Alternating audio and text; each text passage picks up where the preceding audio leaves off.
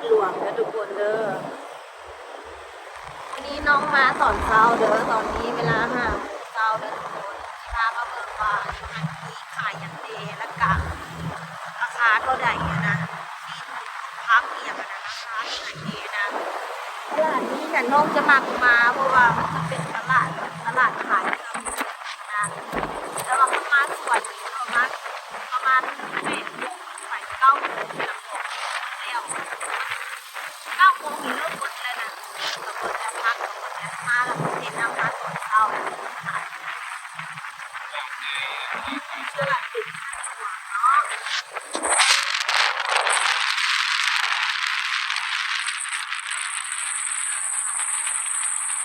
นาะ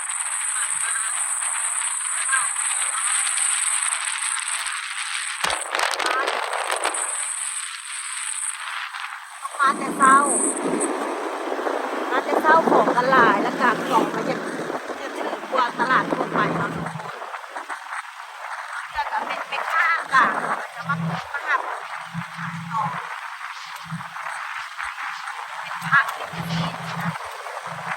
จะเน้นพักเน้นซีนนะ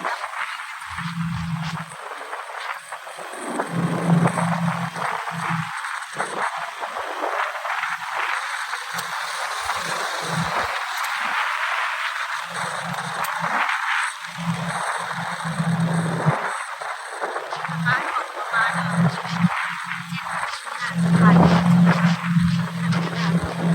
พักเริ่มจะเปิดแล้วเข้าบ่ายประมา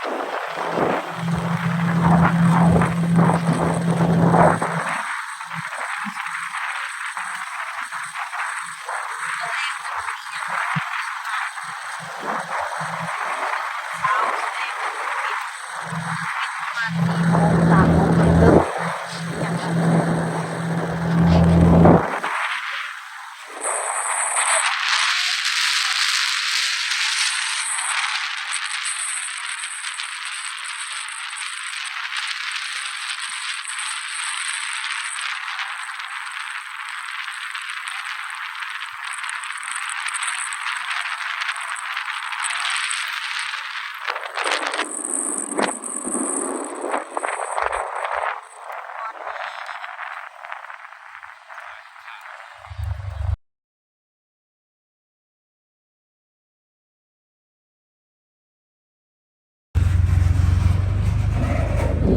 คนจอดรถงาน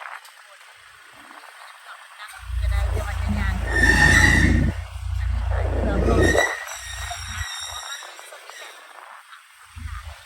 แต่รถจักรในส่วนมากก็จะจอดอยู่ทางในที่ได้ทุกคนขี่มาแล้วเข้ามาทางนี้เลยทางในรถจักรรถง่ายที่จอดอยู่นอก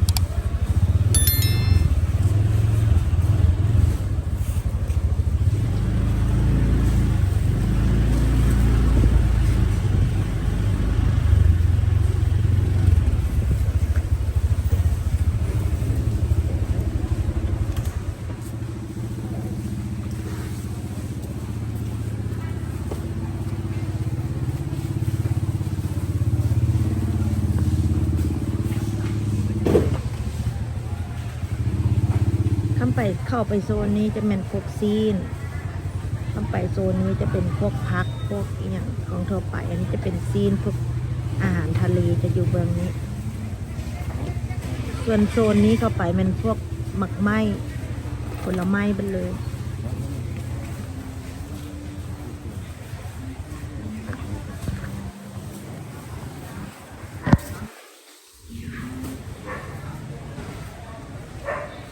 มาฟังโซนไม่ไม่หรอกนะ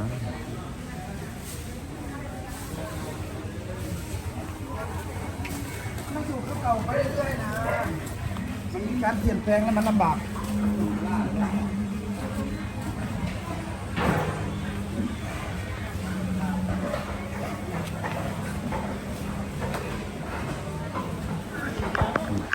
ไข่นี่ก็เป็นไข่ทุกคน15 60ไข่เค็ม มาทางนี้ได้ ละปากซี่นี่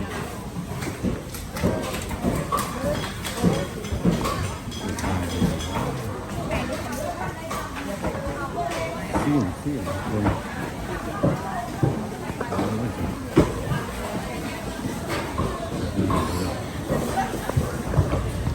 นี่ก็โซน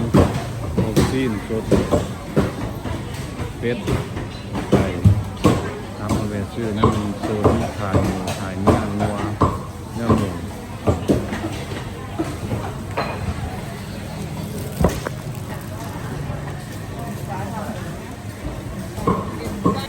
เราไปกินเนื้อนี่ยัง ชื่อเอ็นแก้วทุกคนเอ็นไก่เอ็นแก้ว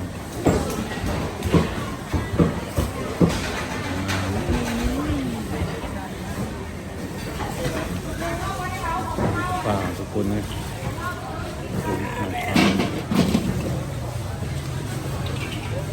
ปึ๊บนี่มันโซนขายป่าถาดเป็นใหญ่ดิเป็นอย่างบอกรถ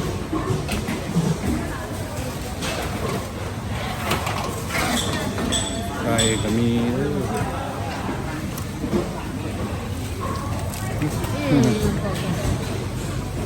เกือบตังขายปลาก็มีไก่เนื้อหมู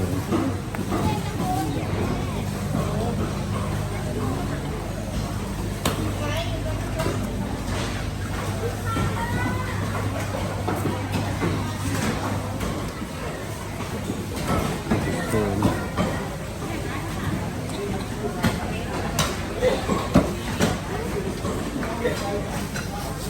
กล้องมันอยากสั่นให้เด้อทุกคนเด้อจับเครื่องหลายโคตรหลายเด้อครับทางนี่แต่สิ้นเนื้อนี่พวกสิ้นข้าวเราไปโซนเครื่องทะเลก่อนคนท่วมตลาดขนาดนี้เอาเต็มก็ ชุดนี้เด้ 160,000ใหญ่สุด อันนี้160,000อันนี้145,000อันนี้135,000อันนี้120,000อีกเอามือตัวหนึ่งค่ะ1,000เชิงเท่าไหร่ 180หอยเค็งโล80,000 อันนี้165,000เอามือตัว อาจารย์ไปเรียนจะหา หนวดขาดีกว่า หนวดปลาหมึกขาว อันนี้โล110,000 110,000ตัวนี้ อันนี้โล155,000 55ตัวนี้อันนี้110,000ตัวอ่อนตัวนี้นี่ก็ต้องเบิ้งไก่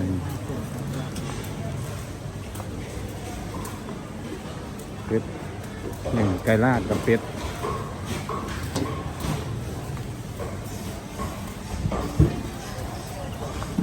นี่ก็โซนเครื่องแห้งกับโซนเส้นข้าวเปียก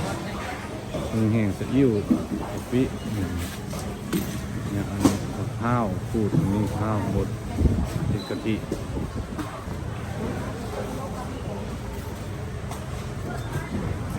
ก็เป็นฝั่งนี้ก็เป็นโซนไม้ส้มม่วงโม30,000กับหน่วยใหญ่35นัดก็10,000 13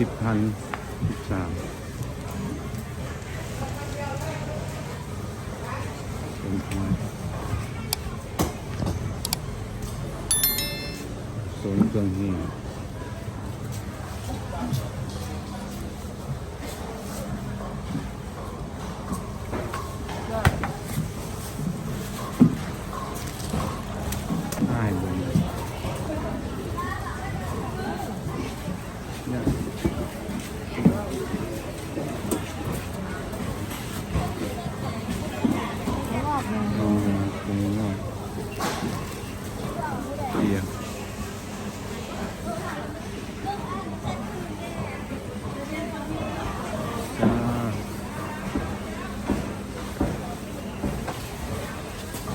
นี่อันล่อหามจ้างอยู่เนาะคนตลาด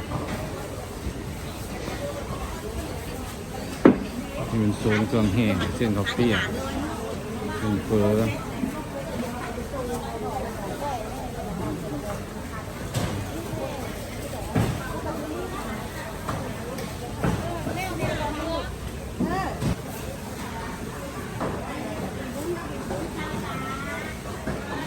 วมตวงตลาดคนหลอกบุเบิดทางนี้เป็นโซนเครื่องแห้งโซนซีนอย่างนี้ไปโซนพักนะมันเป็นบอกนี่หมู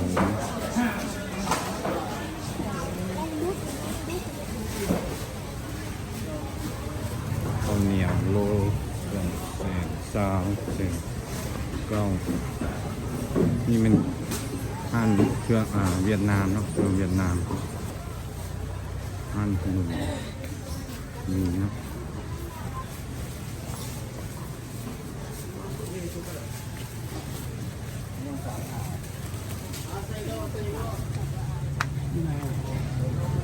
เดี๋ยวที่ไปฟังพักเด้อทุกคนเด้อ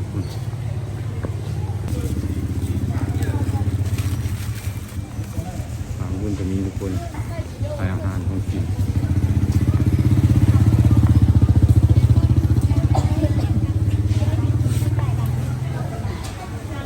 เกือบ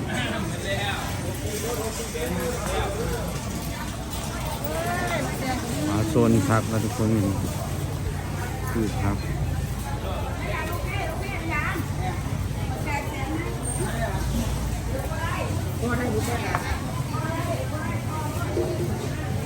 ครับกำลัง13,000โลนึงหน่วยละ5,000ทุกคนเดนโลซาวเด้อตัวนี้12,000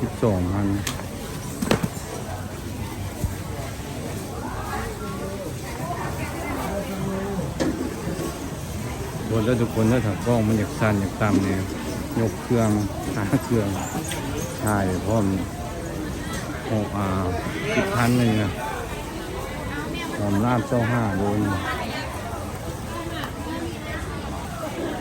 เป็นครับเป็นกวงนะ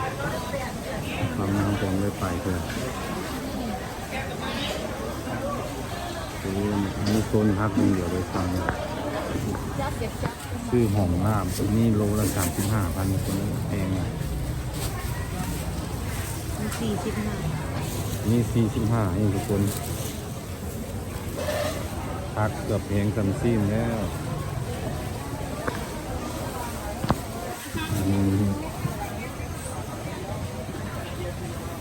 นี่เขาก็เริ่มเห็นทางมาเพราะว่าเพิ่นเซียนมาตักบาตรอยู่บุญท่านหลวงเนาะเพิ่นพระอยู่ใส่กับเข้ามาจำวัดอยู่ในเวียงหมดแล้วเตรียมตักบาตรใหญ่อยู่บุญท่านหลวงเล่น20,000เล่นเด่นเล่นน้อยแต่25แกรอ14เลยได้ละ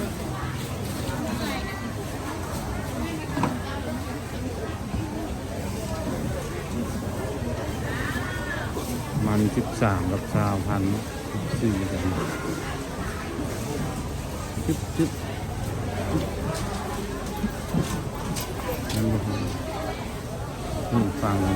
โซนพักกับกว้างตลาดกว้างหลายโซนซีนโซนตรงนี้กว้างเลาะบนเรือเลาะบนทัวร์เศร้าเห็นคนมาหลายเพราะว่าเป็นตลาดขายส่งทุกคนแม่ค้าบอกผ้ามาห้ามไปขายต่อไปขายเปิดห้างเนี่ยเนี่ยอุ๊ยแปลงได้บ่แปลงไม่เห็นขายได้ต้นนี่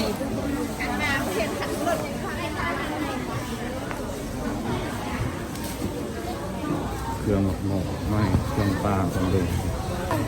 น้องไปยาซี่หรู เพิ่งมาต่อนี่ตัว เอา จ่อซิมือเราแท่วันแดง10,000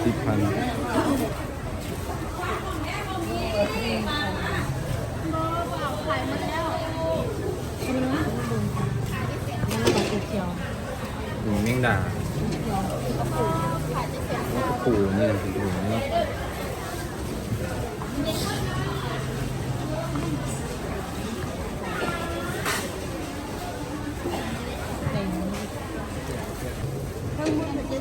นี่ก็อื้อน้อยโลละ8,000นะสี่ กินได้เรื่องอีหยัง โลหนึ่ง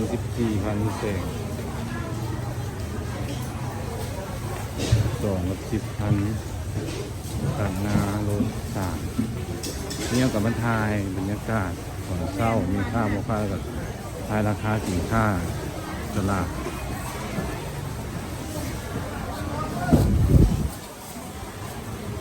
เฮ็ดเข็มเหมือนเพิ่น6,000ถุงหนึ่งนาว18โลนึงแครอท14,0008,000นั่นนี่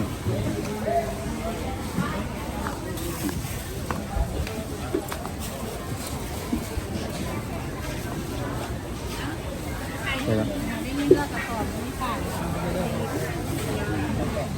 โอ้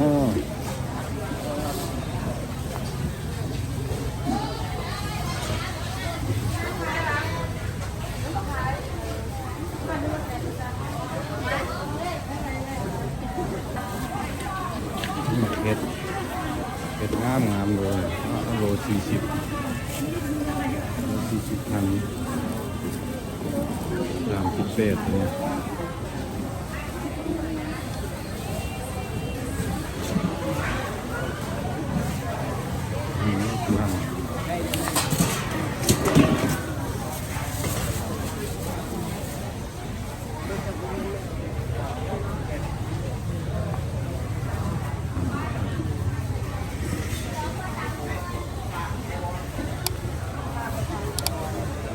ค่าตักบาทขายเครื่องตักบาทเนาะ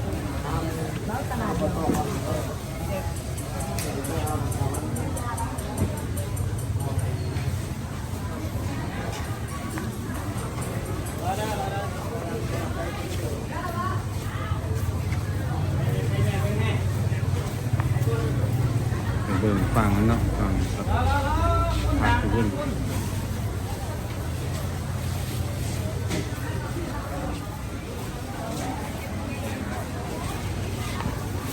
ลงช่องแห้งเพชรมัน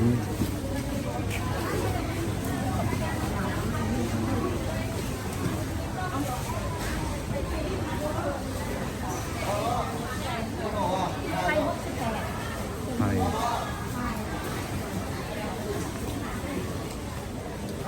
เป็นห้างคนจีนหาว่าเปิดใหม่คนเครื่องจีนซอสเชิร์ตเนี่ยเครื่องปรุงจีนตรงนี้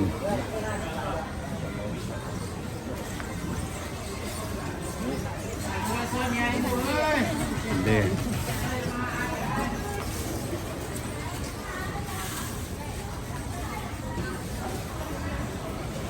นี่เป็นโซนฝั่งซ้ายเกี่ยวกับฝั่งขวานะมาถึง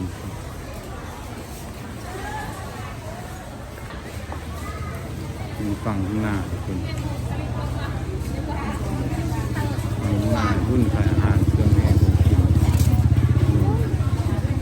ดูซิก็มีรถเขาจอดอยู่นะ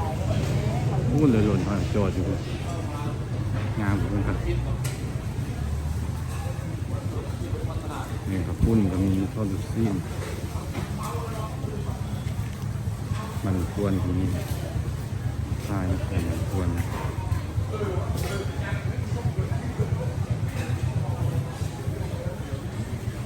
จุ๊บ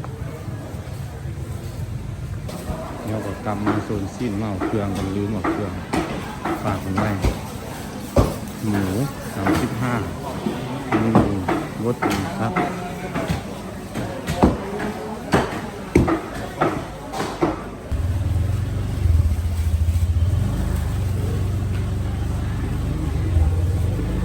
แล้วมาแต่5 โมง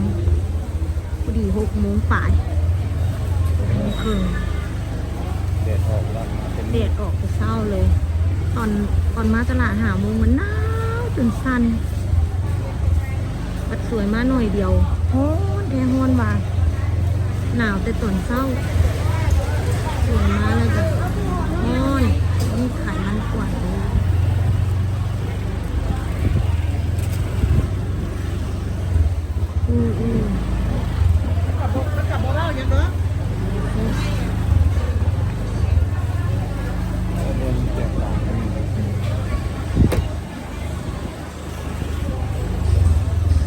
ที่เห็นบอกเนี่ย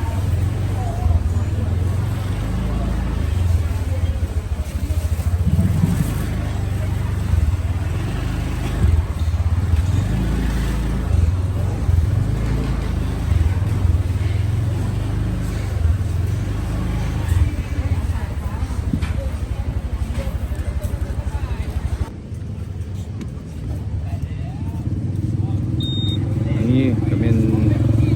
แผนที่ตลาดเป็นคนส่วนนี้ต้องเจอแก่งครับ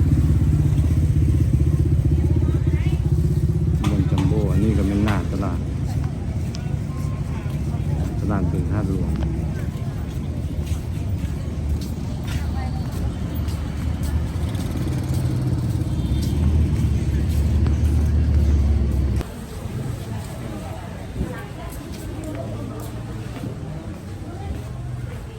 นี่มันพักเที่ยวยาม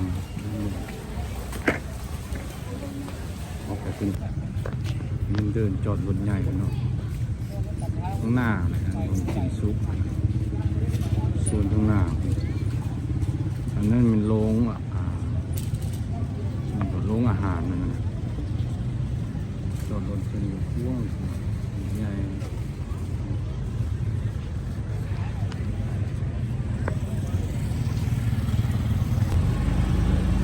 กลับเลยเด้อทุกคนฝนมามืดๆเองกลับแจ้งแล้